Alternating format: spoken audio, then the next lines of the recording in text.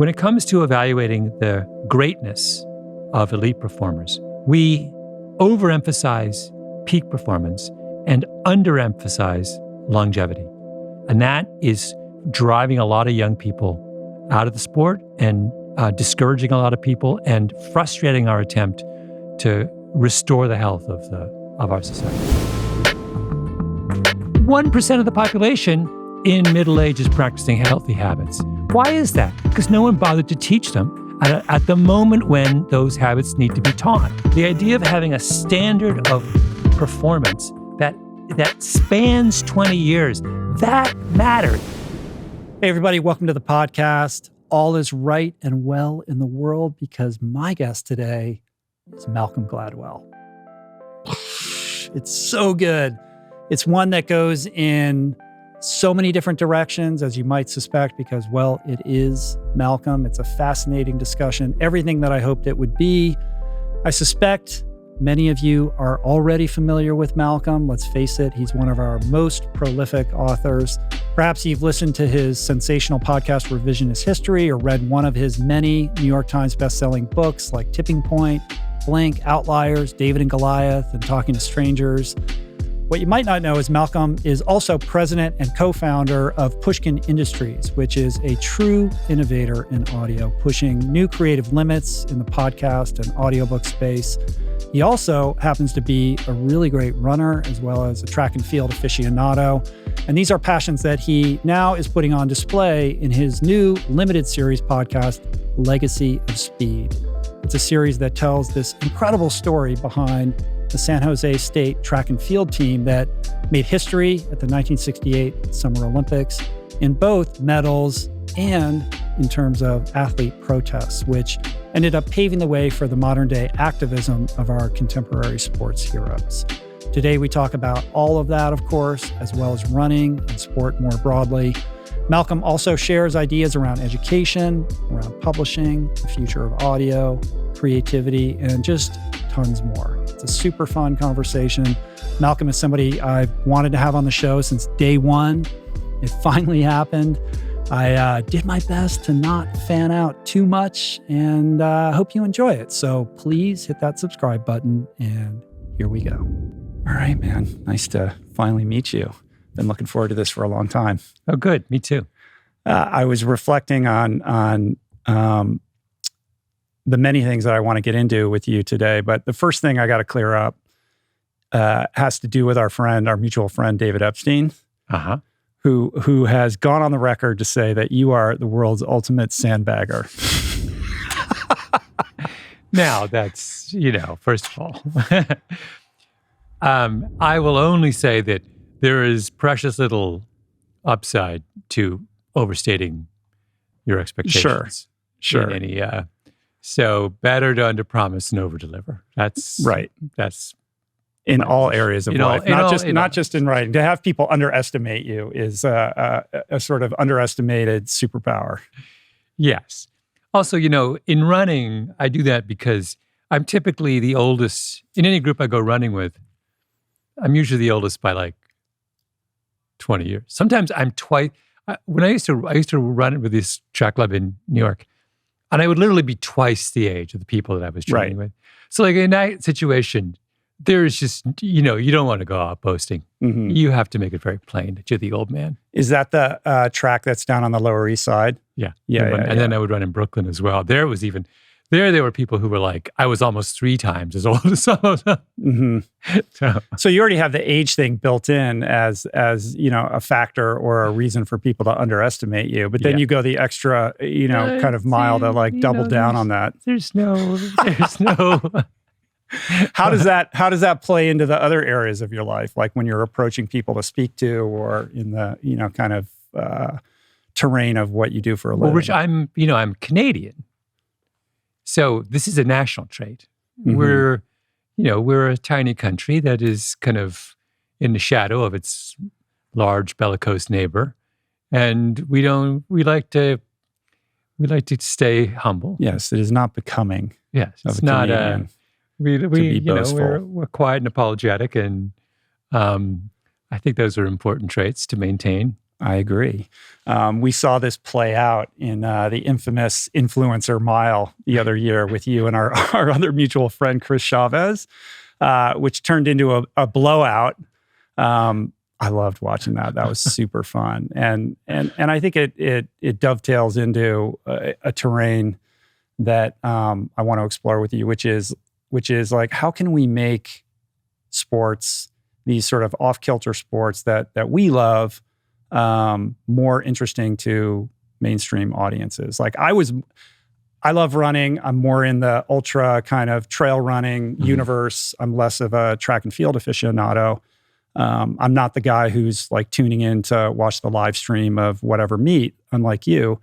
But I was sure to be, online when that was going down because I had to see what was going to happen.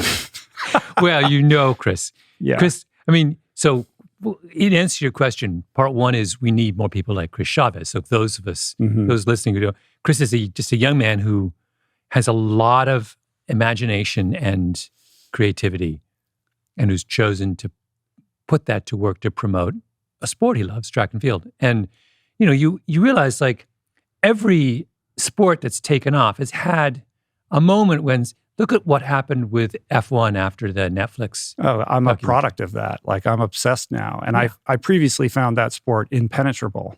Yeah.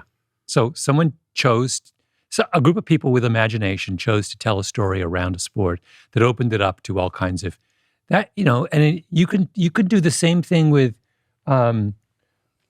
you can look at sports that have taken off and you see some moment where there is a compelling story that people were choosing.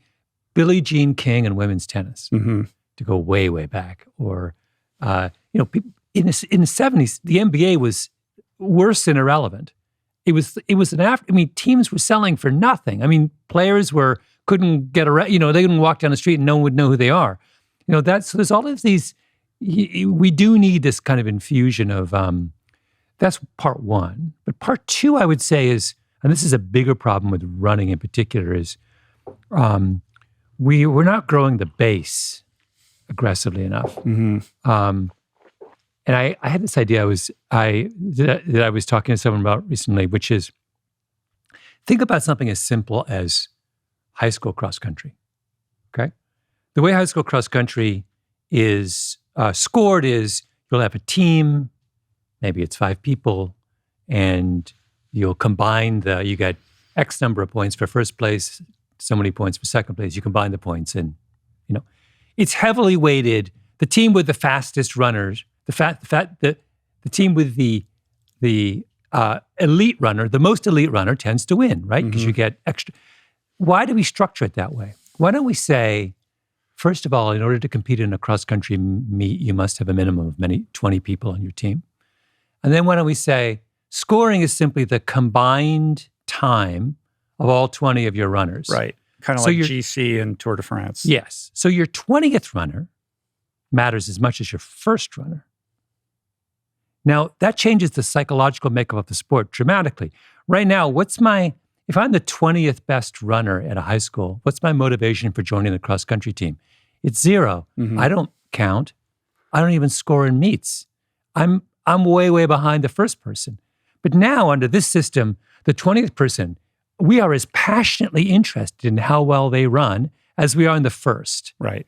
And that the fact that we have to get away, I think, at earlier levels of sports, at all levels, we can't impose adult models of hyper-competitiveness on kids. The kids' sports must look and be structured completely differently from elite sports.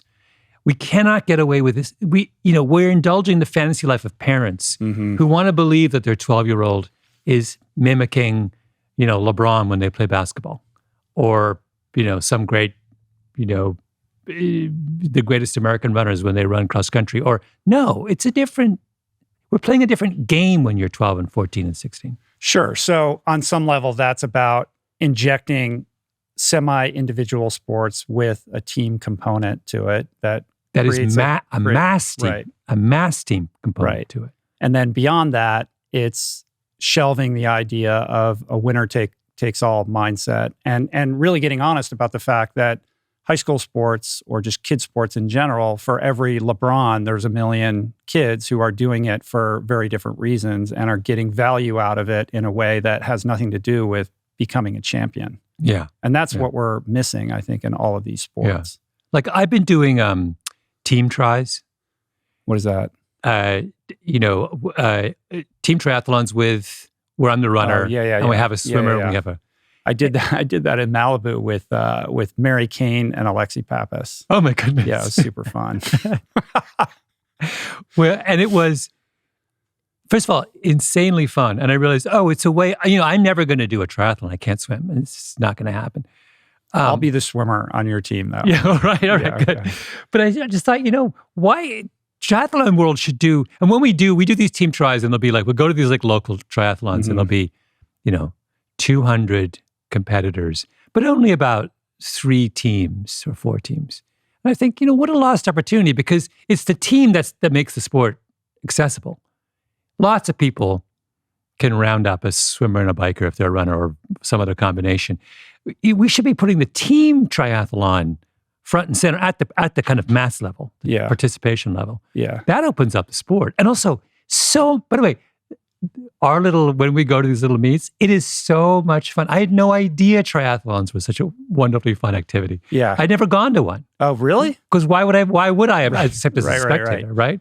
Well, yeah, they are super fun. I mean, don't even get me started on how to reimagine triathlon. I mean, first of all, the swim is irrelevant in almost every triathlon. It's so short by comparison to the other legs. So it really favors the other sports and coddles the non-swimmer, which drives me crazy as somebody who is clearly first and foremost a swimmer. Yeah. It was invented by non-swimmers.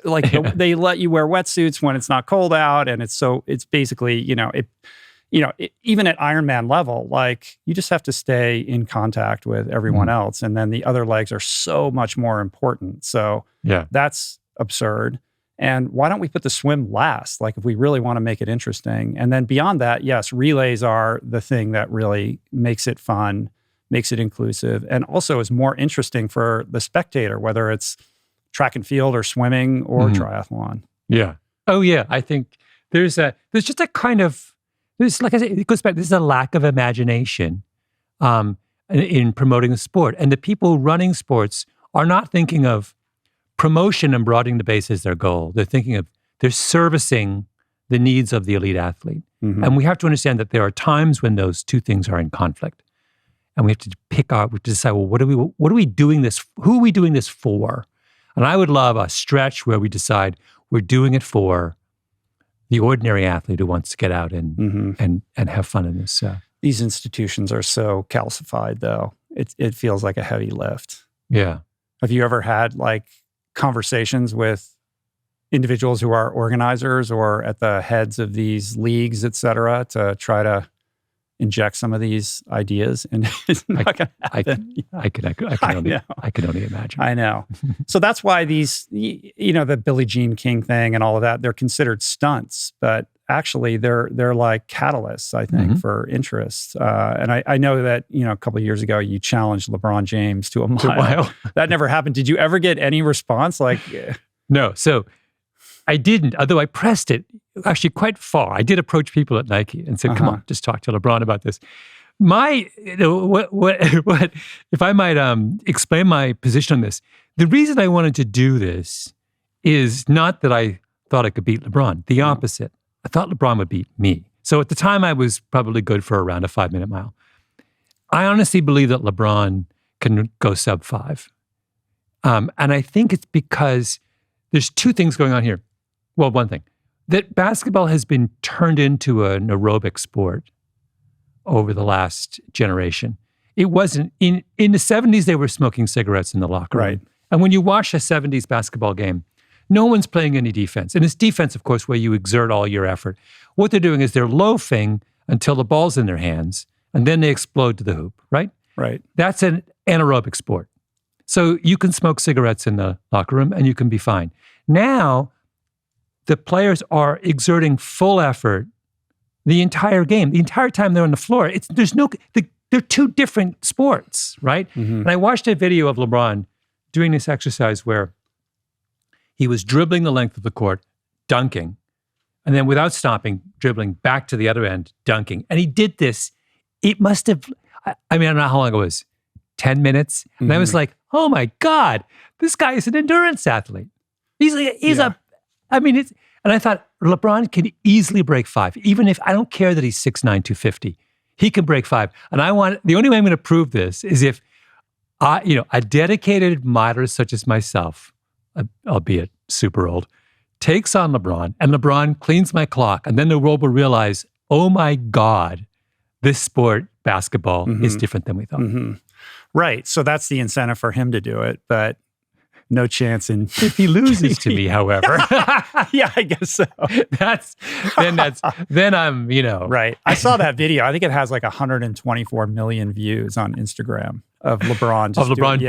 Dribbling back. Yeah, it's astonishing. impressive. I mean, it's like, he's running a steeple. It's a steeplechase, right? That's what he's doing. Right. He's jumping up. He's just looping. He's just going from one end of the court to the next. And he's got guys feeding him the ball for him to dunk at each end. It's an incredible workout, right? Yeah.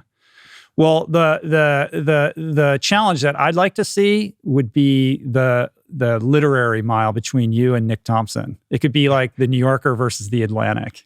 But you might have to do like a 10K or something like that, right? Because he's a marathoner. No, I run with Nick. Oh, you do? He's not. I'm not even in his league. Nick is what is he now? A 228? Incredibly fast. Marathoner well into his 40s. He's on a whole nother level. So you're not taking the bait on that one. No, I'm not. I mean, if Nick's willing to give me some massive handicap, yes, I will. Can we age grade the results? This is the only chance I have. Then maybe I will. I don't know, man. I think it's about the distance. You have to pick something in the middle where you guys would kind of measure up to each other. I don't think I'm faster than him. We used to do loops of. He once joined me and my little group of running friends. We were doing intervals around the Central Park Reservoir in New York, and we were killing ourselves. He could have been on it. He could have been like on his phone the entire time. That's how easy it was for him. Wow. So that was a kind of lesson for me. How does he maintain that fitness with the job that he has? I have no idea. Yeah, it's impressive. I have no idea. I feel like he doesn't get enough attention or due for his running. Yeah. He's not aging, right? He's getting better in his 40s. He ran his fastest marathon ever in his mid-40s. That's kind of... Yeah. I don't understand how he also stays healthy. That's, of course, the big issue with runners. I don't know how he does that. I see him on Strava, and he's running with a backpack on from Brooklyn to the office. That seems to be what he does. Yeah. How do you think about that equation between aging and performance? Because we're seeing so many breakthroughs with athletes later in age. And as somebody who kind of hosts a lot of ultra runners here, I had Camille Herron on the other day. She's breaking world records at the 100 miles in her 40s and beating all the guys and all of that. Obviously, the longer the distance, that gender gap narrows. But the performances that we're seeing continue to astound me in endurance sports. And even in swimming, remember there was that period when they had the speed suits and everybody thought, well, those world records are never going to get broken. And we just saw world championships in Budapest last week, and all kinds of world records are continuing to get broken by really young people. And, how do you think about the upper limits of human performance and performance as we get older? Yeah. Well, there's two, this is not news to you, but on the older part, it's clear that what we thought was a decline in sort of physiological capacity as we age may in large part simply be an increased tendency to get injured. I think the injury thing is huge here. That the last generation has seen this revolution in keeping older people healthy, and that when you extend the career of a whole group of athletes, you're going to get. We're just the base of the pyramid is now just a lot broader. So we're obviously going to see changes in the top. And the kind of the motivation, if we look at swimmers are a good example. Nobody swam into their late 20s in the 70s or 80s. No, It was an amateur sport. There was no money. By the time No you were money. 21 and you graduated college, that was it. You were done. Whereas now there is a mechanism for doing that. So we're just extending the kind of useful life of what I don't understand is is what's going on at the younger end.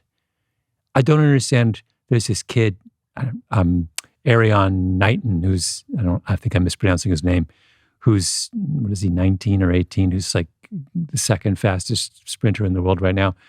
We're seeing all of these kind of, there's a 800-meter runner in England who's running astonishing times in his late teens. And there's Jacob Ingebrigtsen, the greatest middle distance runner in the world, I don't understand, is it simply that we're kind of bringing sophisticated training techniques earlier and earlier? Although that's not a satisfactory answer to me, because it's not clear to me why that would work. Why wouldn't that just burn out runners earlier? Yeah.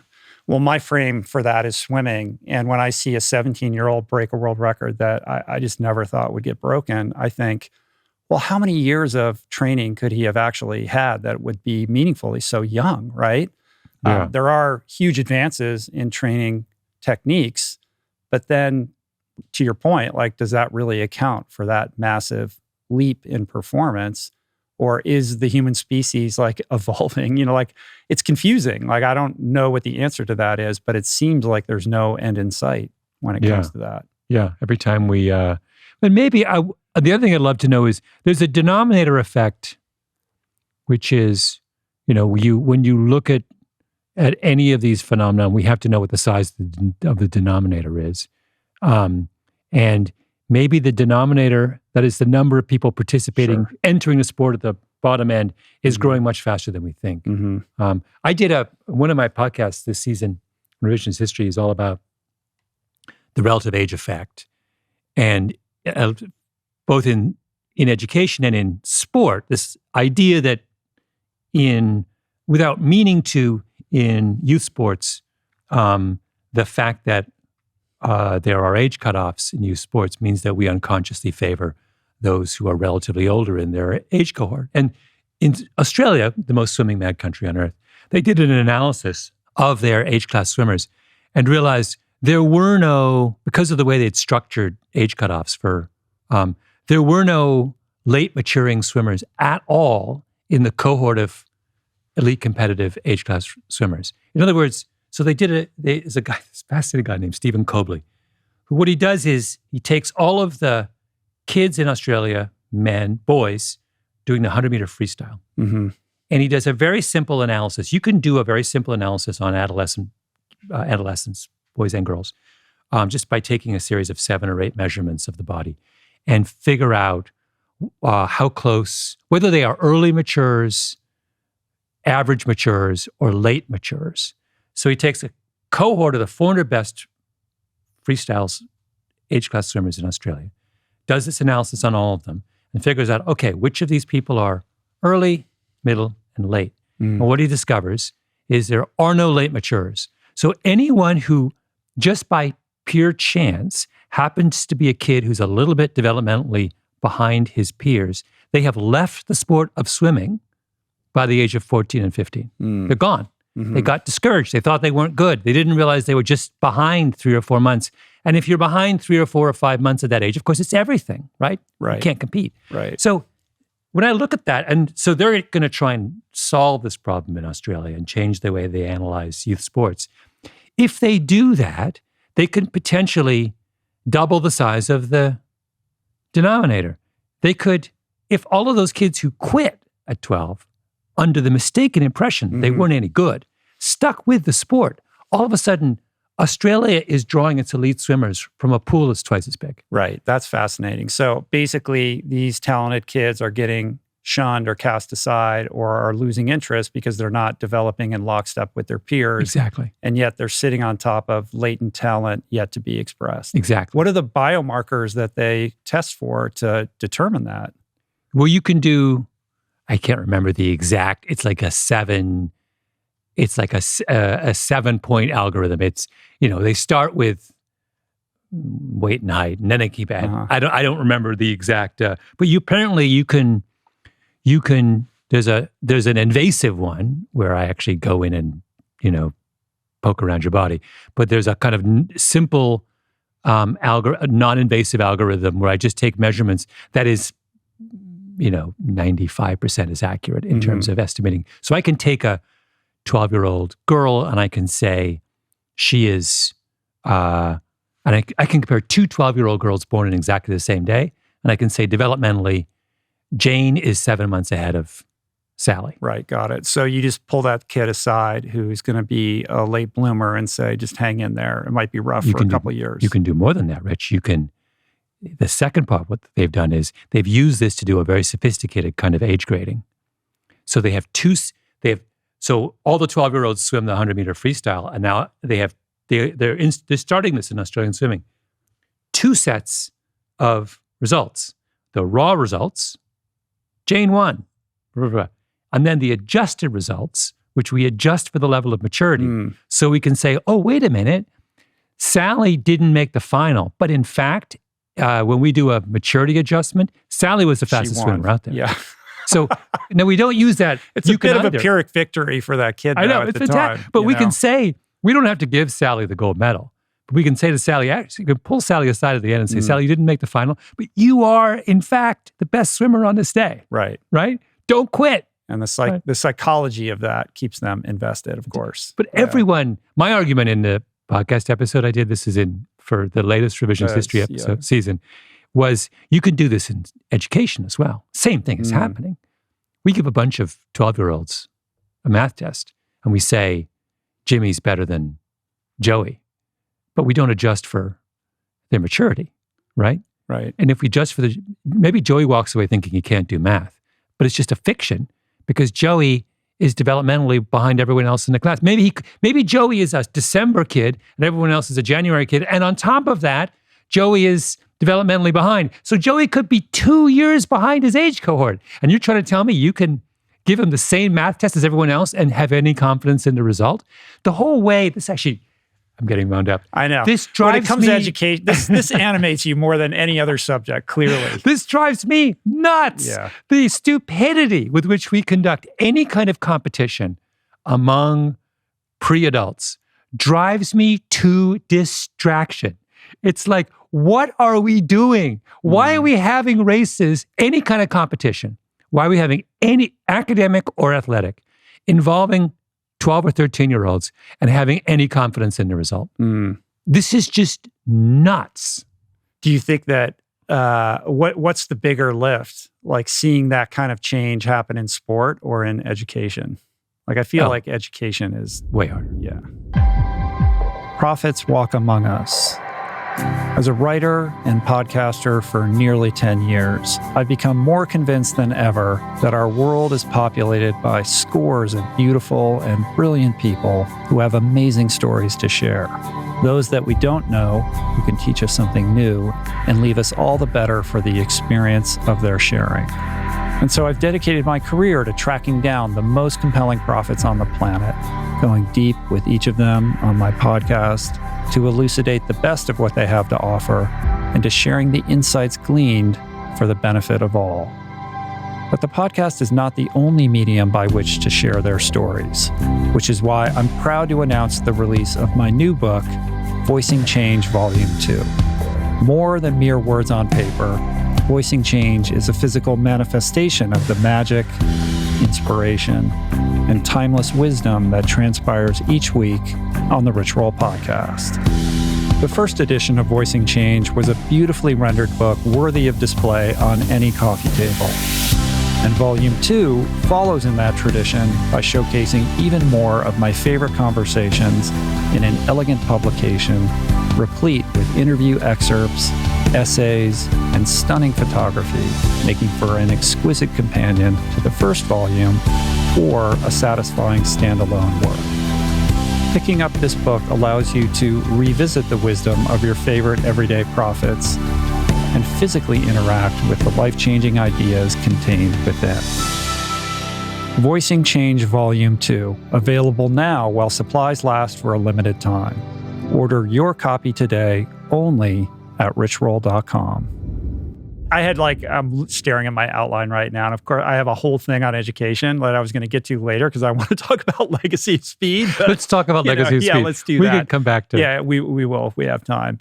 I love this new series. It's fantastic. And I feel like I want you to explain it and set the stage. But I really feel like it is in the kind of Gladwellian bullseye. Like there are themes from all of your books that come into play.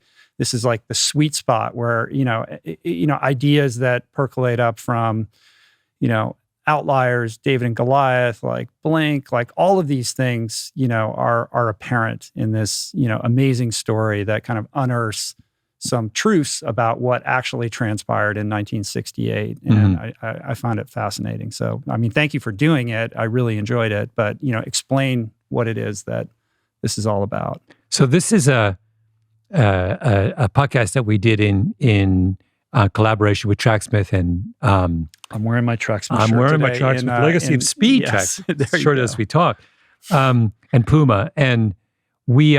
It's the story of that photograph, which everyone knows, of the three sprinters on the 200-meter medal podium at the Mexico City Olympics, 1968.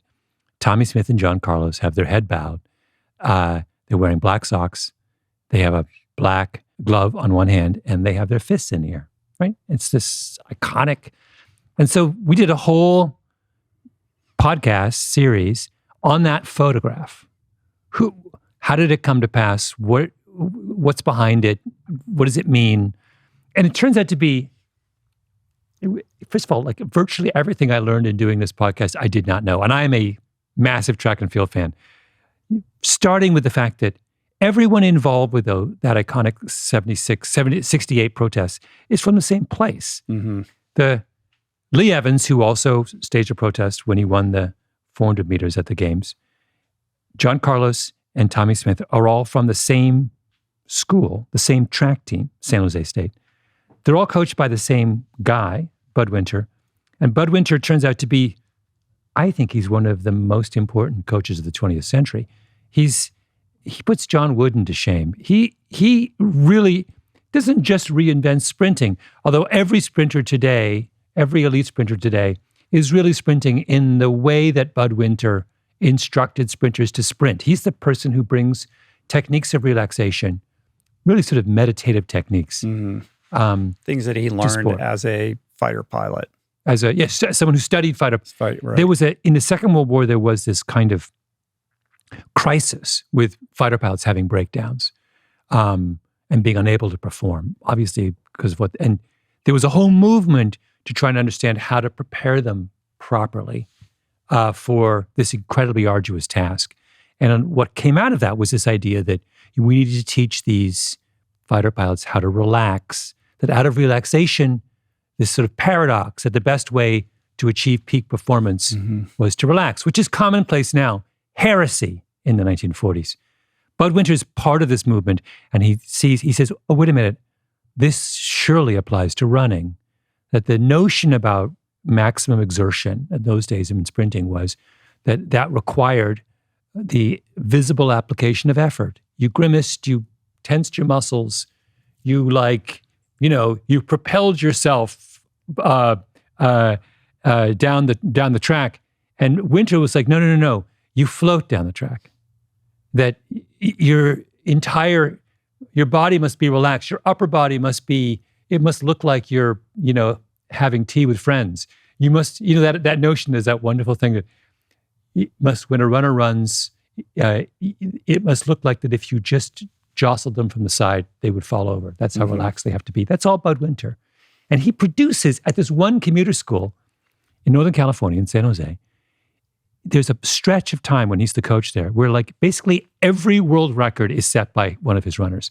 His runners at this nothing school back then dominate international sprinting for a stretch of 15 years, culminating in the 68 games where two of his guys break world records.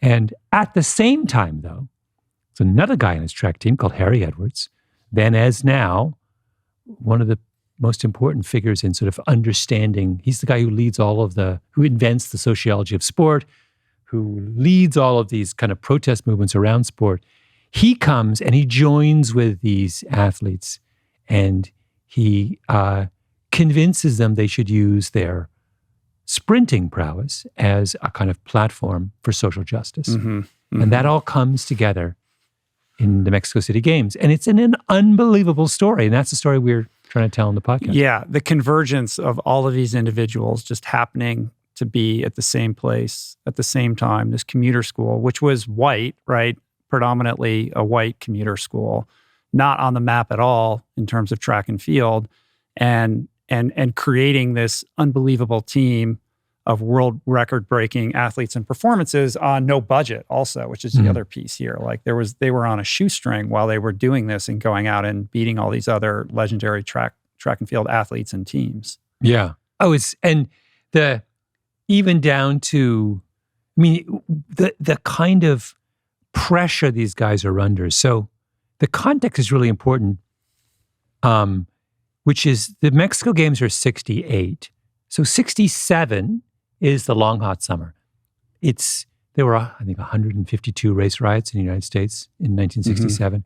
It's where the kind of optimism that accompanied Martin Luther King's version of civil rights dissipates in violence and rage. And you can argue, I think the summer of 67 is about as traumatic a summer as America has had in its history. We've sort of forgotten that now. So here we have a group of young Black men who are the greatest sprinters in the world and who are very much immersed in what's going on in 67. And they're asking this question, what is our obligation when we go to the Olympics in 68? We're going to be the whole world's going to be watching. We are the best in the world at what we do. We are young Black men, and America is in flames.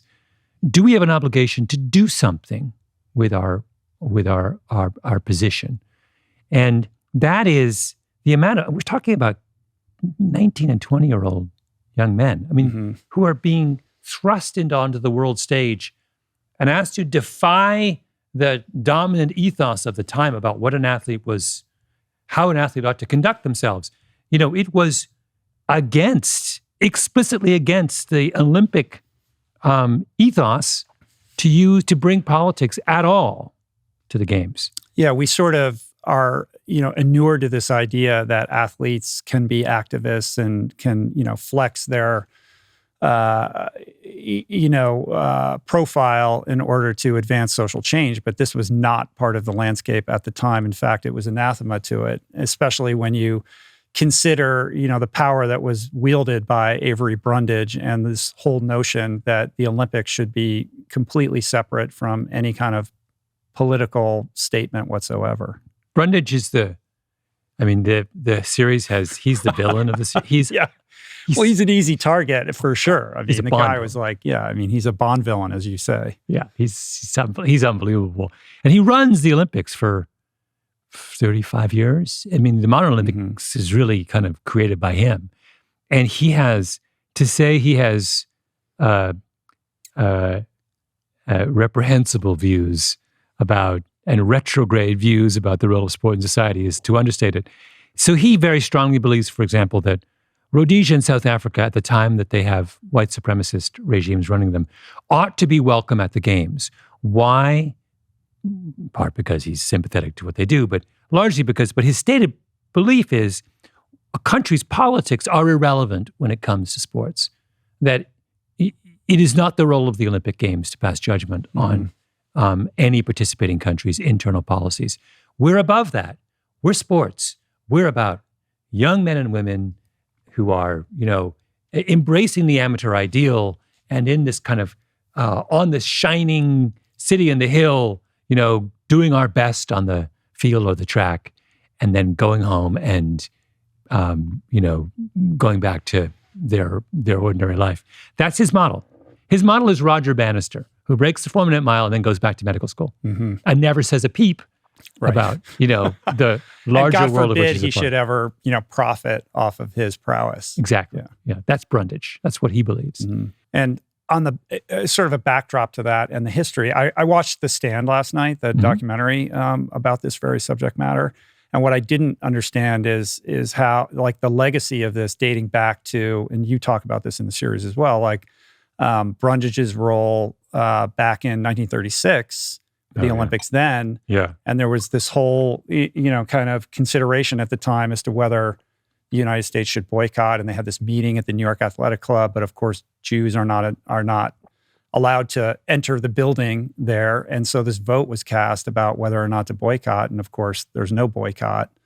So that, his, as you said, like that, he's been doing this for a long time. Yeah. Brundage is the guy sent by the American Olympic Committee to Germany to figure out whether it would be appropriate to attend the 36 games in Berlin.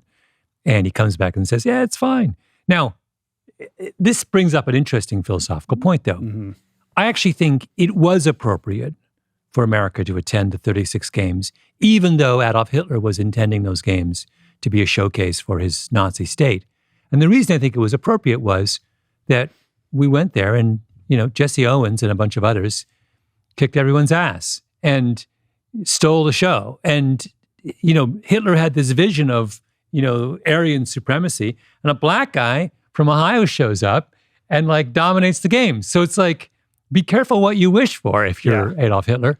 I think the same thing happens, the same question was given to the athletes in 1968. Originally, the idea was that black athletes in America would boycott the 1968 games. And they said, actually, you know what? It's better that we go and use that platform to make a stand than to stay home and turn our back on the institution. And I think in both cases, going and making a statement is superior to staying home. I completely agree with the way we ended up in both those cases. Yeah, you have a whole episode where you pose this choice, like voice, exit, or loyalty, right? So go, use your voice, exit, meaning boycott, or the Brundage model of just be loyal, be quiet, and do your job. And it seems to me that when you kind of canvas history, voice ends up being the most powerful over time. There's sort of collateral damage in the short term, but ultimately with distance, you see the impact of that like resonate and becoming like when we look at that photograph that is the kind of touchstone of this whole series. Nobody hasn't seen that image. Yeah. I mean, it just resonates across decades. Yeah. No, it ended up being a kind of, I agree with you. I think with, Kareem Abdul-Jabbar famously does stay home in 1968, boycotts. And I would really love to talk to him and to see whether he regrets that decision, as an old man now. Or if we look at the 1980 Olympic boycott, like, did that really achieve anything? Yeah, I think that all it did, was rob a group of athletes of a chance to have gone to Moscow at the height of the Soviet Union and to have dominated on the track. That would have, when we think about it, the domestic audience for the Moscow Games in 1980 were a group of people who had been told the West was weak and decadent. And because of that, that's what justified the Soviet regime, that they were pursuing a better model of how, but to have shown up and to have put that notion that lie to the test would have been incredibly powerful. Yeah, interesting. I have friends that were on that 80 team, and to this day, like, who do you know who was on there? My friend John Moffitt, he was the youngest member of the 1980 Olympic swimming team. He made the team in the 100 breast. I think he was 16 years old at the time. He ended up making, there's a weird parallel with Tommy in this. He ends up making the 84 team and sets the world record at Olympic trials in the 100 breaststroke. And in the prelims, he swims the Olympic record to qualify first, but he pulls his groin muscle. Oh. And ultimately ends up, I think, 4th or 6th or something like that. Steve Lundquist wins. So it's sort of a mirror image, the converse of what happens with Tommy in the 200 meters in 68. Yeah, this is, you bring up one of the many incredible side stories of the 200 meters of this series Legacy of Speed is Tommy Smith, then the greatest 200 meter runner in the world in the semis, as you say, pulls a groin. And first of all, if you pull a groin, You're done. you're done. I mean, I watched the documentary last night. You see him like noticeably limping, and you're like, this guy has no chance. No because chance. it's not like he has a couple days in between the semis and the final. Like he's got a couple hours. Yeah. And Bud Winter, this legendary coach, I mean, it's the greatest act of coaching. They have been, his entire career, Tommy Smith has been a disciple of Bud Winter's notions about relaxation and the sort of engaging the mental and psychological aspect of the sport. And Winter and Tommy Smith kind of retreat, and Smith prepares himself psychologically and emotionally for that final in such a way that not only is he capable of running with a pulled groin, he breaks the world record, a world record that would last, I think, 20 years. And he pulls up like in the last 5 or 10 meters. He eases off. It's insane. It's crazy. Insane. It is the most. Yeah. Once you know And that, it comes from behind too. the whole thing's insane. Yeah. The whole thing's insane. John Carlos is interesting. John Carlos is like, I have a special affection for Carlos because, like me, he has a Jamaican mom. Mm-hmm. And he's part of the kind of West Indian diaspora to New York City. And he's so Jamaican in some, I mean, I realize I'm engaging in cultural stereotypes here, but, he's just like, he's just like a firebrand. He's just like, he's the kind of outspoken, More charismatic. performer one. And it doesn't really happen. I talk a little bit in the series about how you need to have a John Carlos if you're ever going to do the construction of these iconic moments invariably includes a kind of John Carlos-like figure, someone who has the kind of, we were talking earlier about the role of imagination, and someone who has the imagination to see the possibilities of a moment like that. Right. So we have Tommy Smith, we've got John Carlos. They both compete in the 200 meters. The backdrop to that is all of these discussions leading up to the Olympics about whether to boycott or not. They decide to go. What was interesting about John Carlos is in the interim, at some period leading up to the Olympic Games, he goes back to Harlem and he has this meeting with Martin Luther King Jr., right? Who encourages him to go and to use that moment for his voice. And of course, we have, Harry Edwards, Professor Harry Edwards, who's preparing these young athletes for, he seems to be the visionary in all of this, knowing like, you guys are young, maybe you don't even realize like how seismic this could possibly be. If things break in your favor and you win gold medals or you're on that podium, you have this opportunity. How are you going to use that? Yeah. So they go, they compete. Tommy, ends up winning the gold medal, despite the groin and all of that. Carlos is third. And what was interesting about the way that you kind of unfurl this aspect of the story is that despite all of the energy behind the scenes, they still hadn't figured out what they were going to do or not do until kind of the last minute. They're under the stadium, like working out. We got to do something. And although it's funny, all of them, as is so often the case in these kinds of histories, everyone has their own version of what happens. But they did bring black socks and black gloves with them to Mexico. And they had But didn't Tommy have to tell his wife, like after he had already arrived there and she was coming later, like, oh, bring the gloves? They're clearly thinking about what kind of symbolic statement makes the most sense. And by the end, they're wearing a scarf, and the socks symbolize the kind of working man. The beads. Their jackets are open because I didn't know any of this. I mean, you know the glove, but you don't know any of the other stuff. Yeah, there's like 5 or 6 different things they're doing that all have a very specific symbolic purpose. It's this kind of weirdly complex coded act that is again, yeah. I didn't know. I just thought it was a black glove in the air. Right. And the amazing story. So there's the guy who wins the silver in the 200 is this guy, Peter Norman, who's an Australian white guy. And they're backstage and they're all talking about Smith and Carlos, who win the gold and the bronze, are talking about what they want to do. And Norman says, oh, can I be a part of this? And of course, the other guy's like, wait, you're like a white guy from Australia. And Norman says, well, actually, my family is deeply involved with the Salvation Army. we've been social justice pioneers my whole life. Your cause is something I believe in. And so they go and they find him they're all wearing these pins, these kind of that sort of symbolize their cause. Norman borrows a pin and puts it on. So he's also he's not raising a fist, but he's also participating. And the effect of him wearing a pin is that he is banned from the Australian Olympic team. He does not get to go in 1972. They don't even invite him, even though to this day he is the Australian record holder in the 200 meters. They don't even invite him to the Sydney Games. Mm-hmm. He's just banished from the sport because he chose to participate in this. He really never recovers. Yeah. And he ends up dying, right? Like he died several years ago. Yeah. I think Tommy and John went and were his pallbearers. It's like there's it's a lovely kind of. Well, it's we look at this courageous act in an era in which courage is hard to come by. Like I don't know that we could ever really imagine just how courageous it was for them to do that at that moment. And we think, what an amazing symbolic act on behalf of civil rights.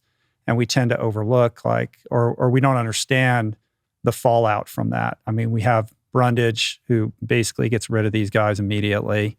And then these guys go on to have a really hard time for a very long time. It's only in many decades later that we can kind of appreciate them and erect statues and kind of celebrate them. But, their lives were decimated as a result of this in many ways. And the way the popular press reacted to that in the moment, to that protest, was, in retrospect, vicious. I mean, people thought they were outlaws, that they had. Avery Brundage referred to what Carlos and Tommie Smith did on the podium as a violent act. He would, in fact, in 1972, when there was an actual violent act, when the Israeli Olympic team was slaughtered by terrorists, Brundage famously talked about referred to those in the same breath, those two acts, an actual terrorist attack and two young men holding up their fists on a victory stand, as violent assaults on the Olympic, dream. And then they come home and sports writers turn on them, the public turns on them. What's weird, of course, about that, is that it brings up the Colin Kaepernick, who was also advised by Harry Edwards, and he was acting in his protest very much in the spirit of Smith and Carlos in '68. And the same thing happens to Kaepernick. I mean, we think we're beyond that. We think we somehow, but Kaepernick he has more support than Smith and Carlos do in '68, but the NFL establishment turns its back on him, pushes him out of the sport. Yeah. It makes you think, have we really come that far? Yeah. It's so depressing. That change is slow and hard wrought in so many ways. I mean, I think, with Kaepernick, I feel like there's a division. There are plenty of people who are supportive of what he did, but not enough for him to be playing in the NFL. Yeah. Yeah. And it's interesting, that thread. In the same way that you can't understand Usain Bolt, you can't really understand contextually Colin Kaepernick without understanding this story. Yeah. Yeah. Yes. No, it's funny.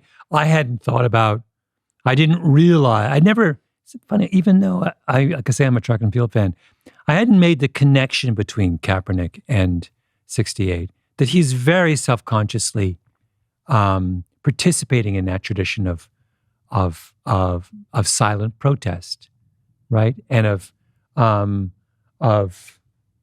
there's, and I don't know even the interesting question to ask Kaepernick, I've never heard, I'm sure he has an answer, I don't, is whether he anticipated that he would face as much backlash as he did.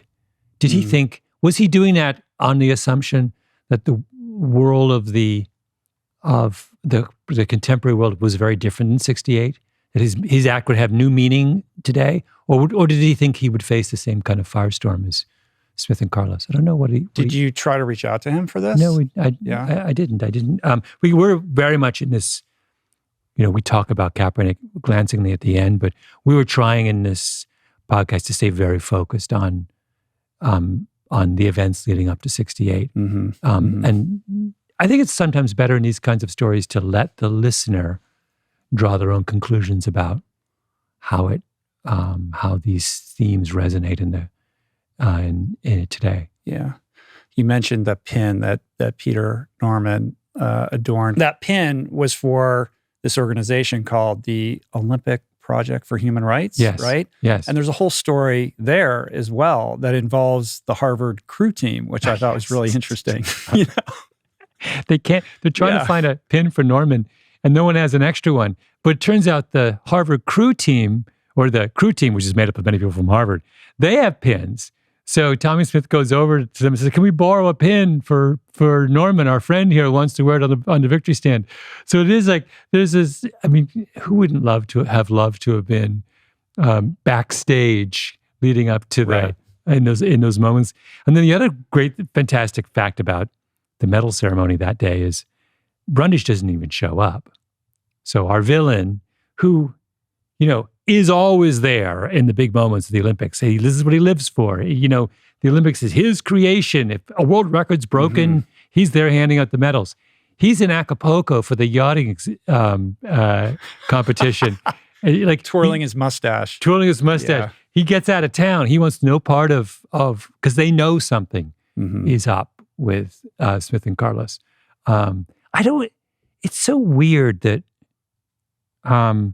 it really, doing this series really made me think hard about our notions about amateurism and how did sport in those years, and it still lingers today, how do we come to think of sport as something that ought to be separate from the rest of society? That, why is it so shocking to us that Colin Kaepernick would want to reflect at a football game what was going on outside the stadium? Why does that upset us? Or what is that? I don't get that. Yeah, I mean, there still is this legacy, this Brundage-esque legacy of these things should not be intertwined with each other. Yeah. And what is the genesis of that? This Puritan ideal that sports exist completely outside of any other ideas. Yeah. Part of it is, there is this kind of notion, and it is unconsciously, I think, racist in origin. Or maybe not racist is the wrong word, but because it applies both to blacks and whites. There is a feeling that if you excel athletically, you have somehow compromised your intellectual gifts, that you can do one or the other, that the person who, strengthens their muscles is at the same time weakening their mind, right? That's a kind of very old trope that we had about the dumb jock. That's what that's about. But of course, and you know this better than I do, the modern athlete is the opposite of that, that there is no way to succeed at a high level in sports today if you are not intellectually sophisticated and cognitively engaged in what you're doing. You can't be a dumb jock and a good jock today. It's not possible, right? You can't. You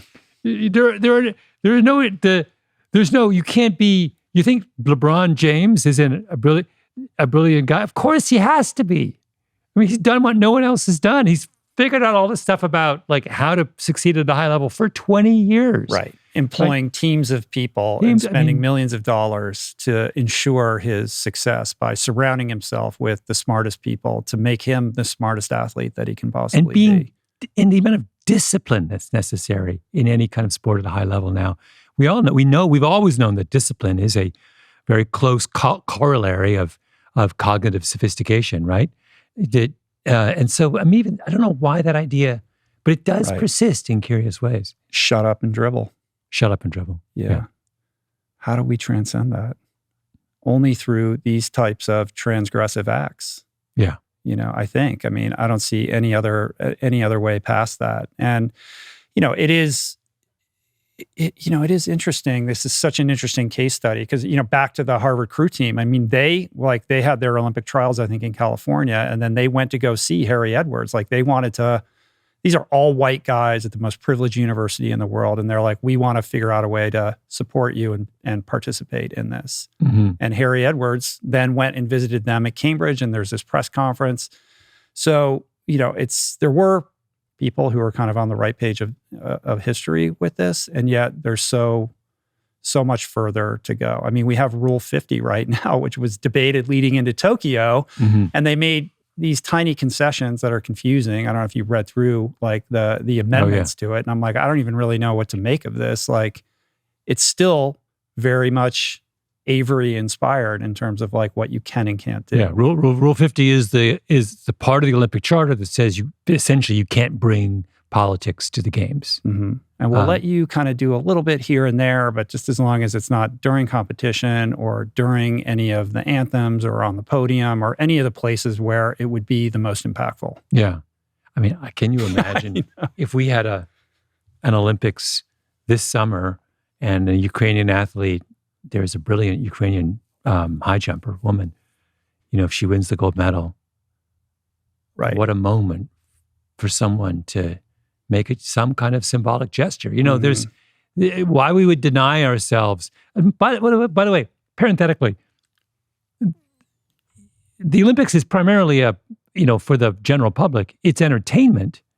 Why are they trying to make this sport less interesting, right? But there is something so uniquely special about the Olympics. Yeah. And there always has been. I mean, I grew up obsessed with the Olympics, watching all those fantastic Bud Greenspan movies with the monotone, flat voiceover, and just riveted by, the kind of elevated notion of that Olympic ideal, which I guess is, does have some Avery Brundage roots in it. Like, this is separate from normal humans, what's going on here. Yeah, yeah. And I think that creates that high energy crucible for making some kind of statement. Yeah. Because it will resonate more than your average NFL game. I mean, Kaepernick is an outlier in that regard, but in general, all eyes are on the Olympics once every 4 years. What are you going to do in that moment? It's funny. I've kind of lost the Olympics. I was that kid who was obsessed with that has certainly waned. With I've lost. I no longer. I think it's become this kind of absurd, bloated enterprise. It's too unwieldy. It's too big. It costs too much money. This idea that countries are spending tens of billions of dollars to stage an event that lasts 3 weeks or whatever it is, and then everyone goes home again. There's just something that rubs me the wrong way. I think it needs to be radically reimagined. It should be in one place or just rotate among 3 cities. It needs to be broken up so it's more manageable. There's just all kinds of, I think it's sort of a little bit out of control at the moment. And the idea that we're having games in like places where the weather is completely inhospitable to athletic performance. I mean, it's just nuts. It's nuts. You're gonna have a marathon in Rio or Japan in the middle of the summer. Like, are we nuts? Like, well, if you're going to talk about extricating politics from the Olympics, I mean, let's begin with how they select the cities. Right, is the most overtly political thing there is. Yeah, no, I think it should be in Oslo. They have a ton of money, the Norwegians. I don't know if they have enough hotel rooms, but the weather's nice and cool in the summer. Stick it in Oslo and just say, we're all going to Oslo every 4 years. And shouldn't it just be in Athens for every No, summer because it's too games? hot, Rich. Yeah, but that is the history of the games, right? But you can't make it impossible for people to run their events. Wasn't Mexico City in like October? Yeah, it was pushed. It was weird, right? It was later in the year. Because of... they wanted the Mexico. There's many reasons. One rumored thing is the Mexican government needed more time to get there. The country was being racked by protests, and they wanted a chance to get it under control. But I thought it was also, which has to do with the money being spent on the Olympic Games and not on the populace. But would there be a weather reason? No, because Mexico City's at altitude, so it shouldn't be not a terribly hot place in the summer. Right. Sorry to interrupt the flow. We'll be right back with more awesome, but I want to snag a moment to talk to you about the importance of nutrition. The thing is, most people I know actually already know how to eat better and aspire to incorporate more whole plants, more fruits, vegetables, seeds, beans, and legumes into their daily routine. Sadly, however, without the kitchen tools and support, very few end up sticking with it. So, because adopting a plant-based diet transformed my life so profoundly, and because I want everybody to experience some version of what I've experienced, we decided to tackle and solve this very common problem. The solution we've devised, I'm proud to say, is the Plant Power Meal Planner, our affordable, all-in-one digital platform that sets you up for nutrition excellence by providing access to thousands of highly customizable, super delicious, and easy to prepare plant-based recipes. Everything integrates with automatic grocery delivery, and you get access to our amazing team of nutrition coaches 7 days a week and many other features. To learn more and to sign up, visit meals.richroll.com. And right now, for a limited time, we're offering $10 off an annual membership when you use the promo code RRHealth at checkout. This is life-changing stuff, people, for just $1.70 a week, literally the price of a cup of coffee. Again, that's meals.richroll.com, promo code RRHealth for $10 off an annual membership. All right, let's get back to the show. The other character that we haven't talked about is Lee Evans. Yeah. And he creates a no-win situation for himself despite winning a gold medal. Well, he had the bad fortune to come after the 200 meters. So he's a 400-meter runner and the world's greatest 400-meter runner at the time. And his final is after the 200 meters. So after basically Carlos and Tommy Smith have burned the place down, and the whole world is in uproar over what they've done. They're sent home. And Evans the is left. U.S. team was almost, if they weren't sent home, the U.S. team was looking at possibly the entire team having to go expelled. home. I thought, would Brundage really have done that? I've thought about that. Yeah. He would have destroyed the games to do that. But Smith's so everyone's looking at Smith or Evans and all right, Lee, you're up next. You're part of the same group. You're probably going to win the gold medal. What are you going to do on a stand? And he has a kind of full-fledged breakdown before the 400 meters. This crowd of journalists mobbing him, and there's Bud Winter kind of takes him aside and does the same thing he had to do with Tommy Smith, nurses him back to kind of psychological health before the final. And Bud Winter has this, turns to him at one point, this is hours before the final, and said, Lee, you couldn't run to the corner store to get a pint of milk right now. That's how he's just overwhelmed with the pressure of the moment. And he takes him back to his room and they go through all the meditative techniques and he kind of restores his state of mind.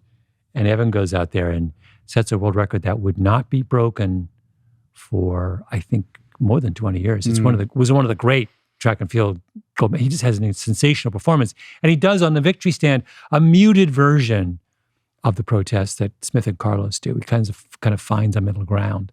But it's just a kind of, so he doesn't produce the iconic moment that Smith and Carlos does, but he sort of doesn't have to, because what he's saying is he continues the tradition, and makes it plain that he's also making a statement. Yeah.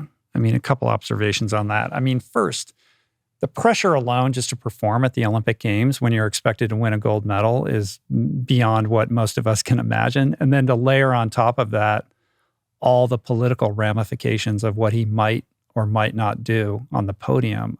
How do you not have your head just explode? They're worried they're going to get shot. They're getting death threats left and right. They think that when you stand up on that podium, someone's going to take out a gun, and a sniper is going to. They're really. The thing with Tommy, when he pulled his groin, he thought that he might have been shot. Yeah. That was a legit fear. How crazy is that? A legit fear for a runner in a race at the Olympics is that someone's going to take them out, someone's going to kill them. But it takes us back to 68. Not only was the long hot summer in America, 67, where the whole country seemed like they were in flames, but just weeks before the Olympic Games in Mexico, the city was in lockdown. There were there's a massacre 10 days before the games open. There's a massacre at a big square in Mexico City where the army just takes out a bunch of students who are protesting. I mean, we don't know how many were killed in that, but it could have been over 100 people. It's just a sort of like, it's just hard for us to wrap our minds around how crazy and the kind of that period was. And here are these, and they're kids, I don't use the word kids lightly, but Evans and Smith and Carlos, they're 19 and 20 years old. Right. I mean, they're not like, and they're suddenly thrust onto the world stage in the middle of all of this maelstrom. It's amazing. It's just the whole thing is just kind of blows me away. So Evans wears a beret as he's walking up onto the podium, but then he takes it off when they play the anthem. Yeah. And so that becomes a situation in which certain people think that he went too far, and another group of people think that he didn't do enough. And so he's really pleasing nobody in this act, in the moment, and then has a really hard time for the rest of his life. Like, these guys can't get jobs. Like, they really, suffer. Yeah. They pay the price in like a really material way. Yeah. No, the sacrifice is real in a way that it's, it was just, you're angry black men, go away. And there's a whole debate over, what the fist meant. Did it mean black power? I mean, Lee Evans was saying that that was kind of a Black Panther move, right? To wear the beret, whereas Tommy and John, that was about, they were trying to convey, this sense of like solidarity with humanity that got twisted and misinterpreted. It's important to remember just what a kind of bogeyman the Black Panther movement was in the late 60s. I mean, many white Americans were truly terrified of the notion that there would be a armed, violent part of the civil rights movement. And that's what the Black Panthers were. They were the radical arm of this kind of fight for social justice. And they did engage in acts of violence. People were completely terrified of them. So the idea that Lee Evans would employ symbolism of the Black Panthers as he made his way to the podium in the 400 meters was a kind of freaked a lot of people out. Yeah. It's interesting when you think about that in juxtaposition with modern day versions of this. Like, I'm thinking of Steve Kerr's press conference and how that really just seemed to resonate, across the board in a powerful way. Like, does that, and he's a white man, so it's different qualitatively, but, does that happen without the legacy of all these prior acts of courage? Yeah. I don't think it does. Kerr's interesting and special because his own father, of course, was assassinated in a terrorist act. Yeah. And he, although my reaction to Kerr is I always wonder why so few NFL and NBA coaches don't follow his lead. He does seem like he's still a little bit lonely out there when he makes those stands. Yeah. Greg Popovich has made it clear that he belongs on the same side as Steve Kerr, but there's a long list of NBA coaches who keep their mouths shut. And I don't know why. I would have And thought. it's interesting, the differences between the various professional leagues, like the NBA versus the NFL, which is a very different animal altogether because of its customer base, essentially, right? Yeah. No, the NFL, I always feel like the apocalypse could come, global warming could wipe out all of humanity, and the NFL will still be playing its games on Sunday. I feel like they are. There's something about them that's never, ever going to change. Yeah. And it's also interesting how the kind of modern day athlete activist is showing up now. Like, it's mostly about mental health now when these sort of transgressive acts, like you have, Simone Biles and Naomi Osaka, taking a stand for their own kind of personal well-being. Mm-hmm. Mm-hmm. How do you think about that in relationship to the history? Well, I have to say that there was no controversy in recent Olympic history that baffled me as much as the amount of hostility that Simone Biles attracted when she dropped out of that event. Mm-hmm. To this day, I don't get it. So, well, I think it's when you think about the amateur ideal, then it would be the purview of the athlete to make that choice because they are an amateur. But now it is so commercialized and commodified. These people are a product and they're expected to perform. And we as the audience are demanding of that. Mm-hmm. But she's the greatest there ever was, right? This is what I don't understand. At what point shouldn't she earn? So it's not like, I don't understand anyone who, for example, who would feel they have standing to criticize a decision she makes about her own performance. She's the best there ever was. This is like, it would be like me criticizing Michael Jordan over the way he shot a jump shot. Like, he's Michael Jordan. Like, you can't criticize, if he doesn't know, you're not qualified to make that judgment. She's the GOAT. And she's doing something which is she's engaged in a sport which is nuts. I mean, it's like the most dangerous high wire act. And she's doing stuff that no one in the history of the world has ever done in gymnastics. She makes a call.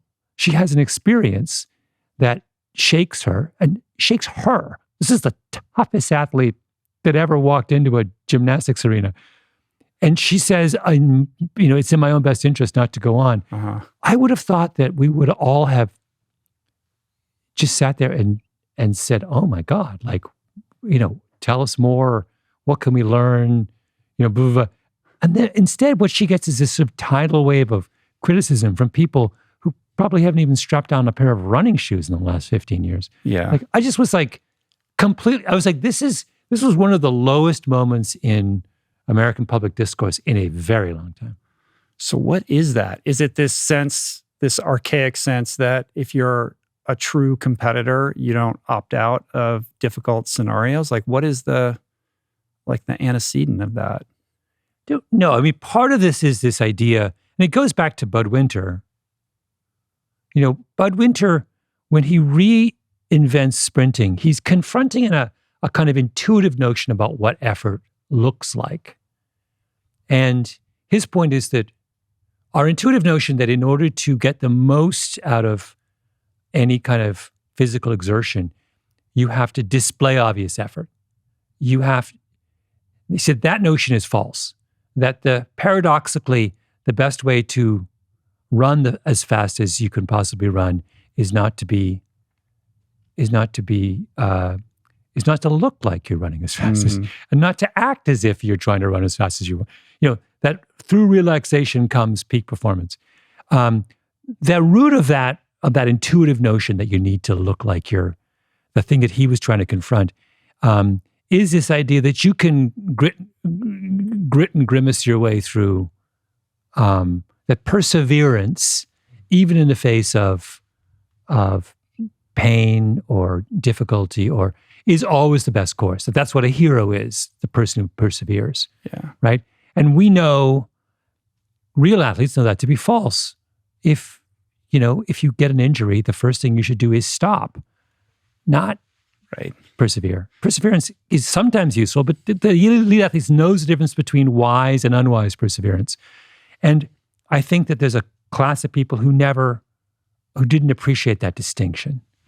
And no one has persevered more than Simone Biles, but she perseveres wisely.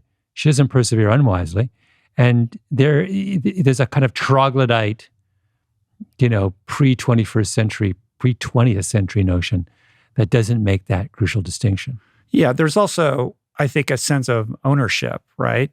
Like we have, you talked about standing, but we have this expectation and you need to jump when we say jump, like a strange relationship between audience and athlete that is perverse. Yeah, there is that is interesting. That the fan, by virtue of their fandom, feels they have some some ownership of the athlete. Yeah. Which is, but that's also a weird idea. I know. But I love the the other thing about Bud Winter is he's also doing visualization, right? Which is, that's like key to, any athlete, now that's like, part and parcel of the ABCs of preparing for your sport. But that was kind of revolutionary at the time too. This idea of like, can you be present? Can you walk through like the whole mental game begins with him. Mm-hmm. The idea that, and he teaches it so powerfully that, he got a guy with a groin pull to set a world record in the 200 meters. I had one groin pull in my life. It was so terrible. And it takes like 9 months for it to heal, exactly. right? Like, And he just takes him out on the track and like calms him down, and they do some, 60% efforts, some 80% efforts. Gets his mind right.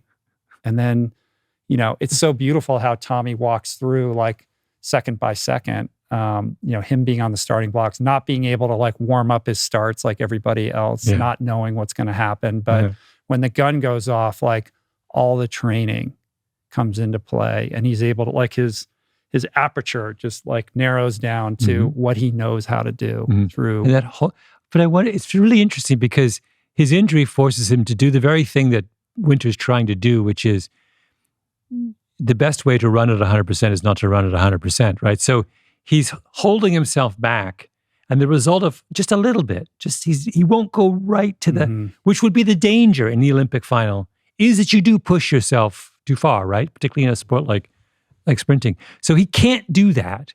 So in a weird way, maybe he's freed up to have the greatest performance of his life. Yeah. Which is an interesting thing with running in general, right? Because so much of running is about holding back economy, right? So this is funny. I once had a conversation, I won't use his name, with a Nobel Prize winning economist who you've probably heard of, who I genuinely like. I've known him for a long time. He's a brilliant, lovely guy, not an athlete. He said he didn't understand. We were talking about running, and we were talking about middle distance running. He was like, he found it all baffling. He said, I don't understand why you just don't go out and run as hard as you can for as long as you can. And he thought that like, and I was incapable of explaining to him why that was wrong. I couldn't do it. It's like, because imagine a guy who's never exercised a day in his life, but has an IQ of 200. He's a purely rational. He was like, well, you have X amount of energy.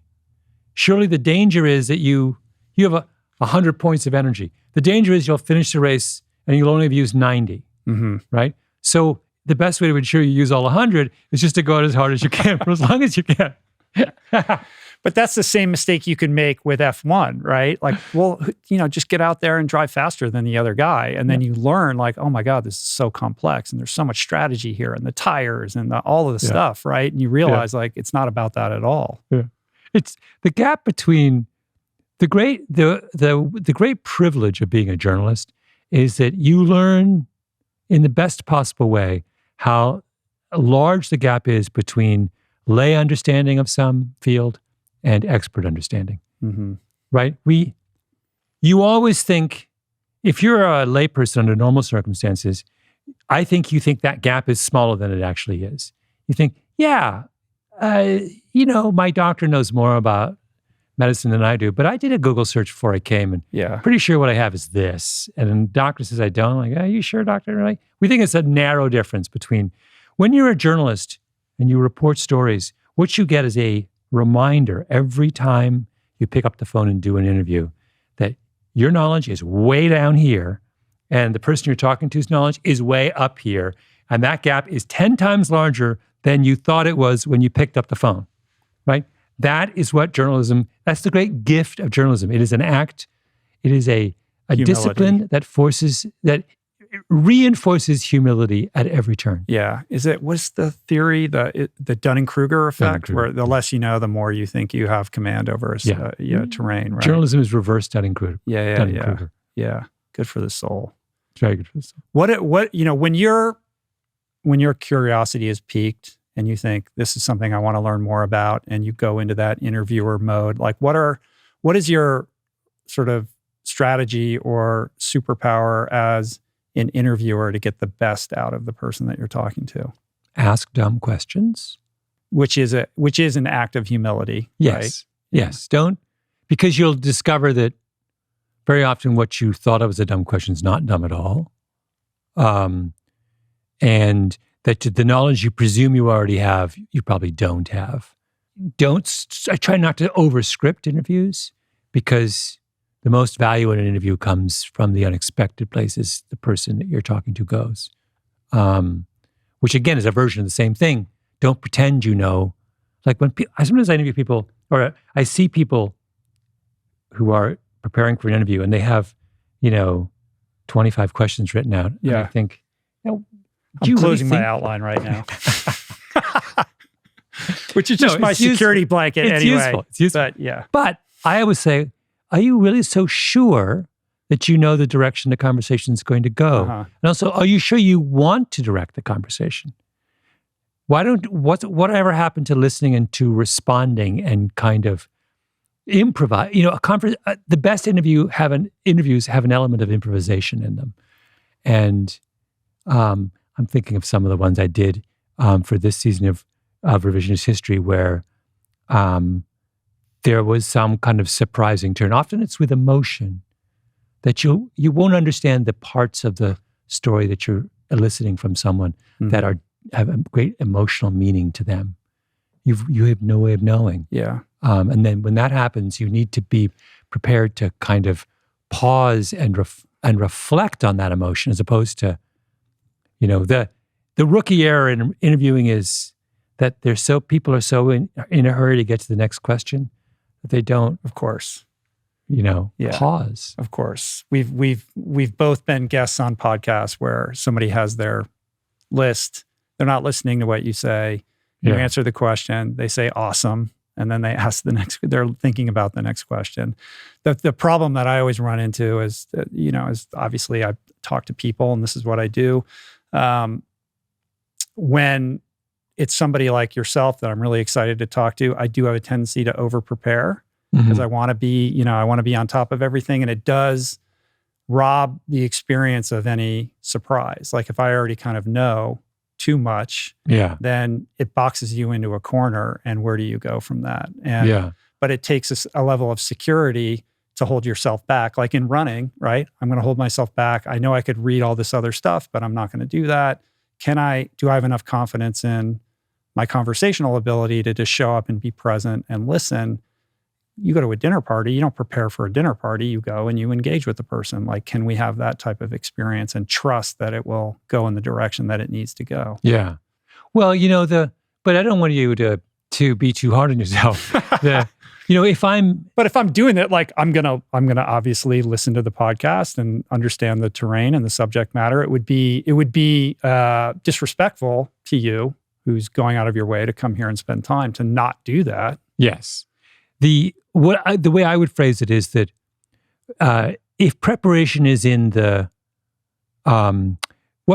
best kind of preparation is it simply allows you to understand all the things that you don't know. So, like for example, if I'm talking to some scientist who's written a research paper, I will totally read the research paper first, but that's only to generate a whole series of questions. Invariably, deep reading of anyone's work usually gives you an insight into all the things that you don't know, the further things, the things that were left unsaid, the assumptions that weren't, there's people's research or people's work is only a kind of an approximation of their knowledge. It's a little window, right? So if I know, okay, I can see this little piece of it, then I know, I need to ask questions about all of the hidden underpinnings. And then you take all of that and you do your Gladwellian synthesis, like only you can do, to create these works, whether written or audio. And I wanted to talk a little bit about kind of the advent, like this explosion in creative audio that you're at the center of. I think it's so interesting, especially in context to, legacy publishing, what's broken about that, where they're kind of myopic about where modern audiences place their attention? Well, I got interested in sort of rethinking audio because when I got to New York 20 some odd years ago, I'd ride the subway and everyone would be reading magazines and books. And then, 5 years ago, get in the subway and everyone was listening to something with their ears. And I realized, I've just lost an audience. And if I don't move from the eyes to the ears, I'm out of a job. Or at least not out of a job as to, I'm missing, there's a whole group of people I'm just going to miss. Yeah. And then my question was, well, why are the things that we're giving them to listen to so bad? You write a book and you just read the book into a microphone in a closet. It's like, what's that? It's horrible. It's horrible. Most of those experiences are terrible. They're terrible. And they're generally worse with some kind of overly trained voice actor reading them. Yeah. It is amazing. And so we decided we would let's do real stuff that's worthy of being listened to. So it can be as simple as, in my book, Talking to Strangers, it was like a podcast. All of the interviews I did, I have tape, and I use that tape. And I used archival tape. If I'm talking about General so-and-so, you hear General so-and-so. You don't hear me saying he said this. When I'm talking about some special kind of bomber, you're going to hear the bomber. We did that whole... It's not just a matter of taking what would be appropriate in book form and just vocalizing it. Like, these are different mediums that have, different priorities in terms of, how you bring the best out of this story that you're trying to tell. They have very different, audio is so much more emotional that it changes. If you're going to think in terms of telling a story in audio, it changes the kind of story that you can tell. So when I think about podcast episodes, the best podcast episodes I do in revisionist history are episodes that could not be done in print. Just the story wouldn't work, wouldn't be interesting, and vice versa. So now there are some that can work, but they tend to be B-level podcast episodes. The great ones, like I did one a couple years ago on this Elvis. There's a song that Elvis sang, and he would always botch the lyrics of. It's all about one with Jack White. With Jack White, and that's one you can write that, but it's not. It would be interesting, kind of. You had to hear it. You got to hear Elvis. You got to hear Jack. I'm in the studio with Jack White. There's this woman named Casey Bowles who sings a song in the middle of that, where she breaks down in the middle of the thing. Everyone's crying. It's just like, it was just this nuts thing, but you have to hear it, right? It doesn't work on the page. That's the gold standard. Yeah. Very difficult to achieve that. I think people underappreciate how hard it is to do what you do. I mean, you're essentially making documentaries without cameras. You need a team of incredibly skilled people. I mean, I'm sure it's unbelievably time intensive and expensive and very different from the writing process of you going out interviewing people and sitting at your desk and writing something. Yeah. This is a team effort, right? So suddenly you have to be a manager of people and you have to be in meetings, and it's a whole different, kind of personality trait that you have to leverage to make really these fun. things. Yeah. It's really fun. I mean, it's I heard you say something like now you have to be in all these meetings and you're like, this is fantastic. I get to talk to people. Right? I mean, most writers are like, they've completely constructed their lives to avoid that. Yeah. I have a great team, and we have a lot of fun, and every year we try and do a reporting trip. I took two of my producers. Last year we went, because I did an episode on these dogs that can sniff for COVID. Right. And we went to this, remember that place in Alabama, the hills of Alabama. It's such a blast. And then this year we went to, we have an episode that's all about, the woman who wrote, Margaret Mitchell, who wrote Gone with the Wind, was killed in a drunk driving crash. And so we went to Atlanta. All these trips, I end up going to Atlanta because I love Atlanta. But we ended up going to all of her papers were in Atlanta. Then we went to the second half of the story. It's too hard to explain now, but it's all about the original A Star is Born movie. And the papers of that are at the University of Georgia in Athens. So we did this really fun road trip where we were like, wandering around Atlanta, recreating the crash scene and going to Athens and reading through 100-year-old files. And it was just like, Wow. we enjoy ourselves. Yeah, it just seems like such a heavy lift. Like, I just know I do the simplest version of this possible, and I know how much it consumes my life. Like, to hear that, like, how do you go out, you do all that, you have to bring it back, you got to listen to all of it, you got to figure out what is the narrative here. Yeah. Like, that's a challenge, I would imagine. I won't be able to do it Yeah. it's cut into other, although I don't mean to, it's fun. It just, Yeah. and like all things, it gets much easier the longer you do it. Mm-hmm. And remember, before I started podcasting, I had two previous careers. One as a newspaper reporter, one as a magazine writer. And they were enormously, that kind of preparation is incredibly useful. So the thing you learn, I was 20 years a newspaper reporter. And what you learn in being a newspaper reporter is efficiency. It's all about efficiency. So it's all about how quickly can I master a subject? How quickly can I spot a story? How quickly can I represent the story in a, Mm-hmm. and those, I am still, that was a 20-year-long masterclass.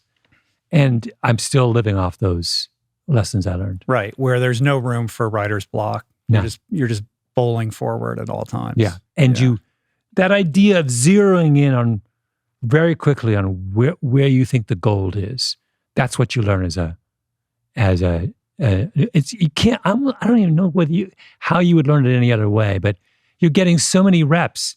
You're writing, you might write 4, 5, 6 stories a week for 20 years. Yeah. Yeah. Actually, I wasn't a newspaper reporter for 20 years. I was a newspaper reporter for 10. I always doubled it. It was 10 years. 10 years. Is that a senior moment? I'm conflating it with my magazine stuff. It was 20 years of newspaper and magazine. And magazine, right. And so how does that leave you? Like, I know Bomber Mafia was audiobook first, right? So how do you think about print media now? Like, when you consider that you can reach so many people through the audio products and you can do this fun, creative stuff and really, elevate storytelling in a way that, nobody else is doing right now. Is there still, an inclination to, write a book, or is it just like audio is where it's at? This is what I'm doing now. Because I think, it works it's very hard to turn a written work into a compelling bit of audio if you don't have all the tape and all the things. But you can go in the other direction. So if you read Talking to Strangers, for example, or Bomber Mafia, but Talking to Strangers was a book I wrote. And from the beginning, I had the notion that I was going to create one of our kinds of special audiobooks.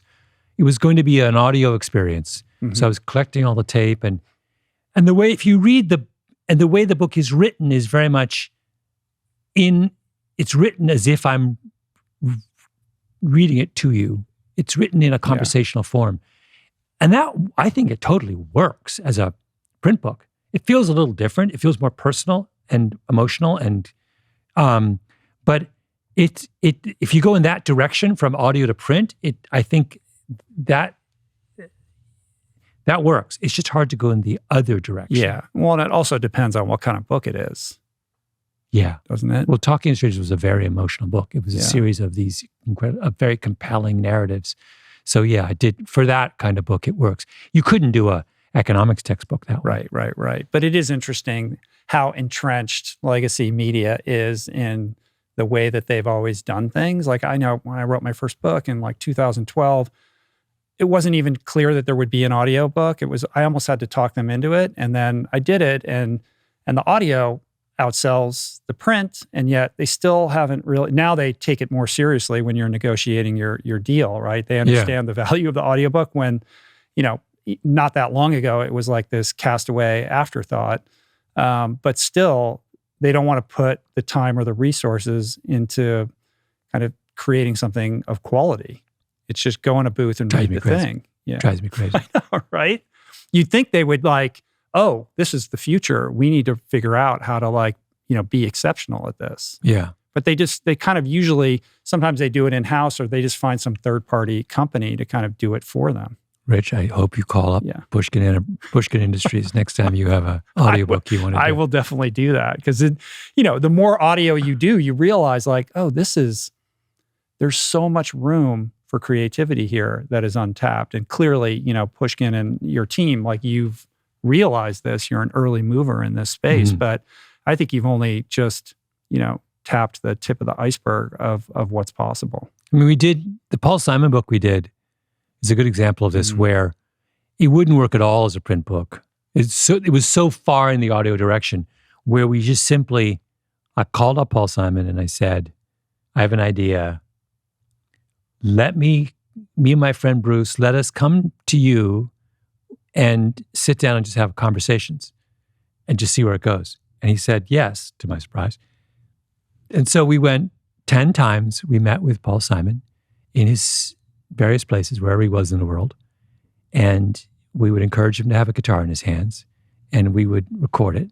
And we were just like, see what happens. Mm-hmm. We'd have we had 10 5-hour conversations. And it's magic. We turned it into a 6-hour audiobook called Miracle and Wonder. And it is unlike any other audiobook I've ever listened to. I won't be so immodest as to say it's better. It's different. It's like, it's not really a book. It's edited conversations. And then I wrote sort of riffs on trying to make sense of, the first chapter is, what does it mean that he grew up in Queens in the 50s? Does that shape the kind of music that he ends up making? I think it does. So we talked to him, and then I give a kind of like, what's the significance in retrospect of Graceland? White guy goes to South Africa in early 1980s and wants to sit down with South African musicians and create something he doesn't know. He can't tell you what it is because he hasn't figured any. He just thinks it would be fun to sit down. Now, that has political implications, social implications. It's the middle of apartheid, creative implications. He produces one of the greatest albums of the 20th century. Like, how do we think about that in 2022? Right? So there's all this kind of really cool things that come up when you're talking to someone like that. He's been musically relevant in 5 decades. How's that possible? Right. The thesis being that, he's perhaps the greatest rock star of our time because of his ability to maintain relevance over so many decades. So so this is a hobby horse of mine, Rich. When it comes I know where this is going. Go ahead. When it comes to evaluating, Yeah. it's particularly true of athletes and artists. When it comes to evaluating the greatness of elite performers, we overemphasize peak performance and underemphasize longevity.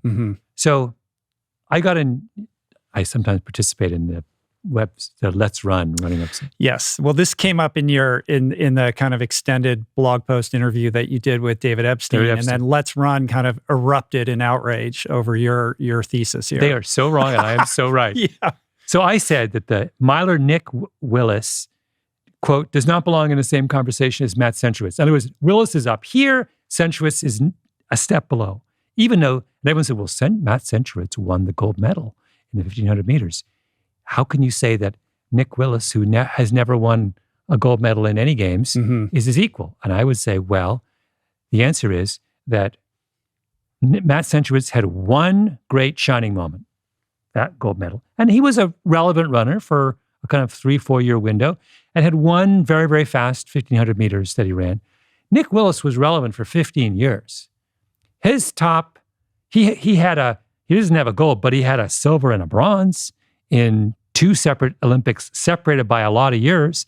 He was a threat to win almost any race he entered from, for over a decade. His top 3 times are all faster than Matt Centrowitz's times. He's broken 4 minutes for the mile in 20 consecutive years. And I think as a culture, we are somehow dismissive of long periods of elite performance and infatuated with brief windows of extraordinary elite performance. And I think that's wrong. Right. Well, of course, being, as we're getting older, we have a longevity bias, right? David accuses you of being, this is, of course you're going to over-index on this because we're getting old, right? Absolutely. 100%. But it totally goes agree. back to the beginning of our conversation when we were talking about kids sports, right? Like we over-index on the highest performers, and we're not paying attention to how we kind of inject these experiences with joy to create lifelong pursuits. Exactly. So imagine, you're right. This is exactly the same conversation. Imagine that, Rich, I make you the, athletic head at one of these local high schools, and you stand up in front of the entire school on your first day in the job. What is the speech you give, right? Now, I'm going to put words. I know you're going to write the speech for me. I know what you're going to say. You're going to say, I am here to create in you, teenagers, a set of habits around physical exercise that will stay with you for the rest of your life, right? Mm-hmm. How to be, I'm going to teach you, I'm going to use my job as athletic director to teach you how to live a healthy life. And you're talking about healthy in a sense of physical exercise, but all those things as well, because that leads you into psychological health, emotional health. That's your goal. You are not going to say, I'm going to try and win as many California state titles over the next 5 years as I possibly can, right? You're not going to give that. And the tragedy is that everybody else who gets that job says, I'm here to win as many California titles as I can over the next 5 years. Mm-hmm. Everyone should give the speech you give. That is the speech that's not being given, and we are suffering as a country, as a society, as a result. We look around you. 1% of the population in middle age is practicing healthy habits. Why is that? Because no one bothered to teach them at the moment when those habits need to be taught, right? So my argument about Nick Willis, the idea of having a standard of performance that spans 20 years, that matters. Why? Because Nick's going to be, when he's 70, Nick's going to be healthy and running and competing in. And that's what I want. I don't care whether he's winning at 70, but the idea that he could put together a portfolio of running that starts in his teens and ends in his 70s is something that makes me so just proud to be part of the same group of runners as he is. Well, the animating force behind longevity is joy, right? Like you can't have a long-standing career at a high bar unless you're enjoying what you're doing, right? So we have seen, outstanding, excellent performances from people who reach the very peak, but then they burn out or they hate what they're doing and they walk away from it, never to, participate in it again. So how do you ignite that level of joy and connection to that pursuit that keeps you going? So at your age, you're still interested in running and training and all of those things, and it brings joy and community into your life. And if there's a great performance, every once in a while that comes out of that, great. If not, who cares? Yeah. So I like that argument. It is, it's very Gladwellian, of course. It's orthogonal to like the way that we think about these things. But there is, you can't be intellectually honest about this unless you recognize that occasional, outstanding performer is the kind of spark that inspires us all, right? Like you need the Michael Phelpses and the LeBrons to set this bar that, kind of gets us excited about maybe engaging in that sport to begin with. Yes. I'm not saying that I'm opposed to. Look at how much you talk about these fantastic track and field athletes. Obviously, these are important to you. They are, but I also recognize that set of values applied at the to the body of the sport are counterproductive. So what I'm arguing is it goes back to the conversation we had in the very beginning about cross-country teams should have 20 people on them, and the 20th person should matter as much as the first. That is not I'm not saying we run the world cross-country championships that way, but I do think we run the middle school and the high school cross-country championships that way. In other words, it's time for us to understand that there are two very different models here, and that the models can be contradictory, and we need to find a way to kind of foster them both. And right now, the elite model, the peak performance model, is winning, and that is driving a lot of young people out of the sport and discouraging a lot of people and frustrating our attempt to restore the health of our society. Yeah. And on that subject of health and mental health, as we touched on earlier, did you see the story about Terry McKeever, the head women's swimming coach at Berkeley? No. So she's sort of considered the most legendary coach, produced Olympians, world record, blah, blah, blah, for decade after decade after decade. And now coming out of the woodwork are all of these former athletes of hers, telling tales of abuse and eating disorders and suicides and the like, because that kind of reign was marked by terror, like these young athletes being so terrified of their coach, and that coach holding them to such a high standard that, yes, it produces champions, but it produces a lot of carnage along the way. And I feel like socially, like as a culture, we're reckoning with that kind of legacy modality of coaching in a healthy way, but we're still purging ourselves of the ills of that kind of philosophy of sport. Yeah. We have a long way to go in that. I know. Well, before I let you go, the final thing I can't let you go without asking you about is, so much of your work is about, like, as you just illustrated, like looking at things through a different lens or kind of, deconstructing conventional wisdom. What else, it doesn't have to be sports related, is like making you nuts right now? Or what would you change that you kind of see around you in your daily life? Oh, wow. I mean, the list of things that I would like there's to change probably a lot, right? in the world is so long. And we I didn't even get to education. That was going to be like a whole we hour touched of this on podcast, it so maybe another time. In the beginning. I guess, I would only say, I would follow up on what we've been talking about, which is, I have been thinking really long and hard about competition and when it's useful and when it's not. And I really have, I'm someone who is deeply competitive and who, growing up, there was not a game or a sport or a thing that I didn't try to win at, right? I'm that kind of person. Uh-huh. And now I'm beginning to understand that there are lots of places where that attitude is counterproductive. And that not just in sports, but across all. Like I was chatting with my brother, I saw him this weekend, who's a retired elementary school principal. And I was talking about my obsession with all this relative age effect stuff. And he goes, we're talking about possible solutions. He goes, we don't have to rank and grade kids under the age of 14 or 15. There's no particular need to. Mm-hmm. What's at stake? We could start doing it we could start doing it in high school if we like, but you could just stop grading in elementary school and middle school. You could teach the same things and keep tabs on who's behind. And I just like, it was such a kind of like, my brother, also a very competitive guy, was a fantastic athlete in his day. He's not, but after 40 years in the public school system, as an elementary school teacher and principal, he was like, there's just no point to it. Is this doing more harm than good? Yeah. And that would be that's a really, really useful question to start answering in a lot of domains.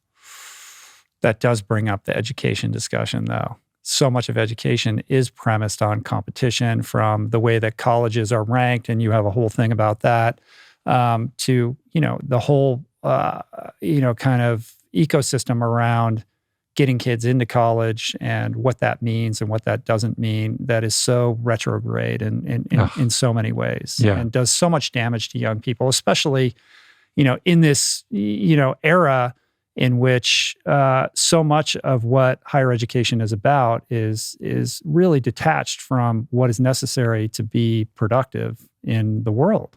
Yeah. No, I had a conversation last night with a friend who was trying to figure out where to send her daughter to school. And she said, well, she really should go to, I think, Colorado, Boulder.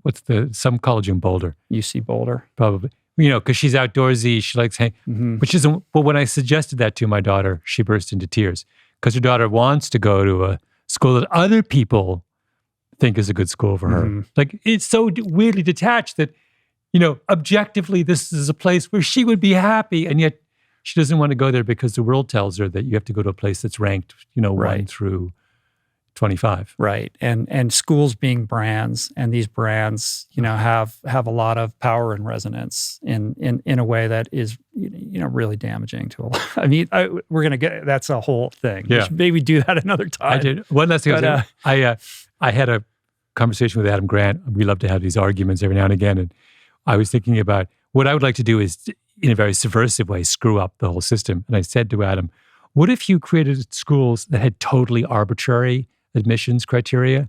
So what if you had a school where you said, all right, in order to get into this, be considered for admission to our school, you've got to be able to break 6 minutes in the mile for men and for women, 6:30, let's just say. Let's have the bar a little lower higher for women. Like just random shit like that and see what happens. And well, if you got someone like Adam to design the testing, right, you could select for the kind of people that would get along with each other and benefit from being in each other's company. Would you like to go to an academically rigorous school that was made up 100% of competitive athletes? Right. No, when I say competitive, people who take athletics seriously. I actually think that would be super interesting. I don't know. Would I learn something different than the random school I went to? Yeah, I think so. Worth trying. Yeah. Then making that a reality is a whole different thing. Yeah. I know. Thank you, Malcolm Gladwell. I really appreciate your time. Super fun to talk to you. Thank you, Rich. Thanks for having me on. Fantastic.